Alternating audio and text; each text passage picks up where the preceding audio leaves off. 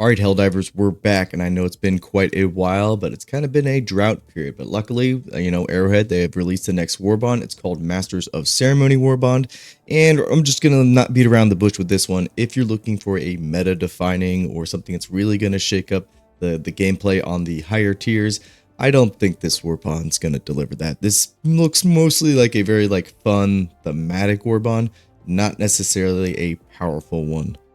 And I was kind of hoping for a developer video on next major update coming, but that may be coming later. I was hoping they would do it at the same time, but as of this recording and right now, yeah, it's just the Warbond information we got. So let's jump right in. I've been itching to talk about Helldivers 2 lately, so let's get started.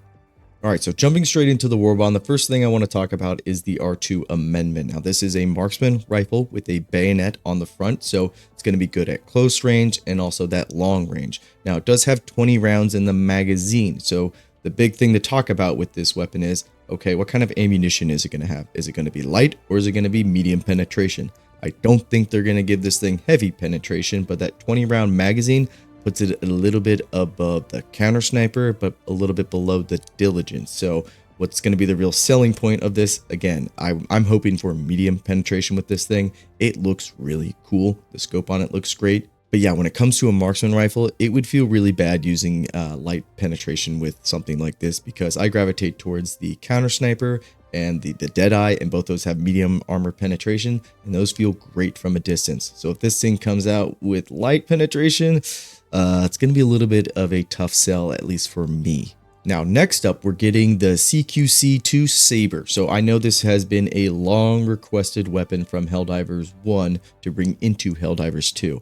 Now, the Saber here, I'm guessing it's going to function very similar to the Combat Hatchet. So it's going to do that similar amount of damage, going to do more damage than the stun lance and the stun baton. But obviously, with the, when you compare it to those stun weapons, you're not going to get that stagger effect. You're going to get more of that raw damage. Looks really cool, looks really slick. I don't know how much I'm going to be using it in higher tier difficulties, but definitely on the lower tier, going to be a lot of fun. And after the Saber, we're getting a Pyrotech grenade. So this thing looks like it's very much a crowd control grenade, similar to all the other fire grenades.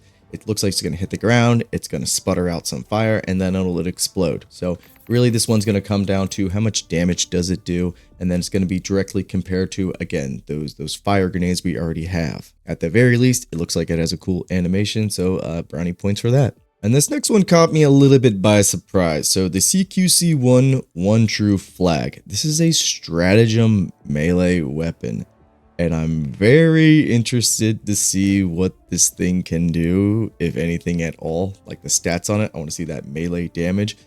You can wave it around, so that's cool. But is this going to be kind of a meme stratagem, kind of really just playing into that fanatical Helldiver, fantasy? If so, I'm cool with that, but I don't think for, again, people who are looking to, change up the meta on higher difficulties or bring something really powerful, I don't know if this is going to be able to do that, but it does look very silly and like a good time. And I always do say on this channel, it's not what you do that counts, it's how you look while you do it that really matters.